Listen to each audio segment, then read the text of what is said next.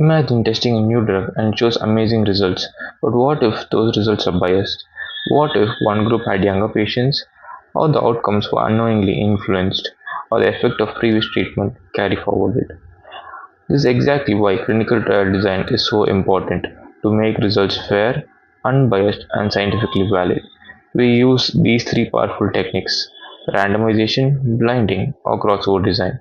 In this video, I'll explain not just what they are, but why they are absolutely essential in clinical research.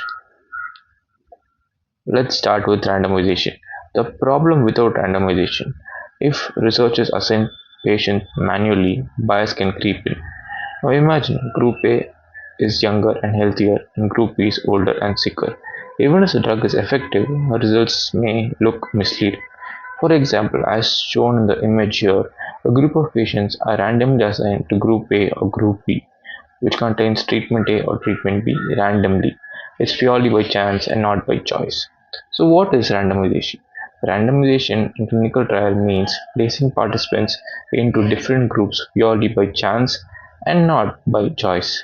This ensures fairness and helps researchers compare treatments accurately without bias. Why is this important? Mainly, it removes bias, makes groups similar, ensures fair comparison. We have different types of randomization. The first one is simple randomization. It is basically like a coin toss. Then block randomization, equal group sizes. Then stratified randomization, balances key variable. The key takeaway is that randomization is foundation of a reliable clinical trial. Even with perfect randomization, bias can still occur. The problem without blinding: patients may feel better just because they believe they are treated. Doctors may subconsciously interpret the results differently. This is called the placebo effect or the observer bias. What is blinding? Blinding means keeping people in the study unaware of who is getting which treatment to make the results fair and unbiased. Definition of unblinding: unblinding means finding out who received which treatment, usually after the study is completed or if there is a safety concern. As shown in the image, a blinded study means the participants are not aware of what drug is being taken. An unblinded study means the participants are aware of what drug is being given. Now, we have different types of blinding. One is a single blind, where patient doesn't know and the doctor knows. And next is a double blind, where both the patient and doctor don't know. This is gold standard in clinical trial. And there's a triple blind, where the data analysts are also blinded.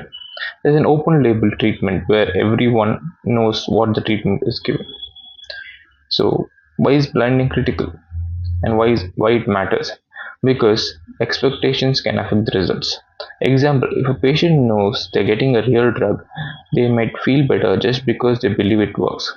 Again, as told earlier, this is basically the placebo effect. Blinding removes psychological bias, observer bias, and reporting bias. This ensures the results reflect the true effect of the drug. Now let's move on to one of the most efficient designs: crossover studies. What is the problem with parallel designs? In parallel designs, we have different patients, which has more variability. Even with randomization, small differences can affect results.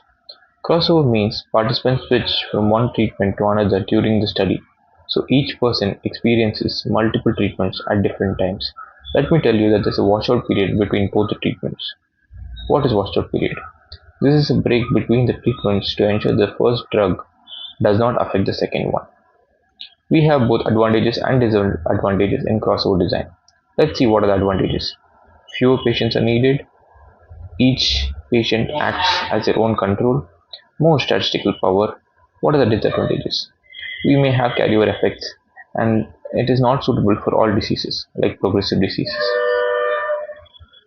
Let's summarize. In clinical trials, these methods are combined.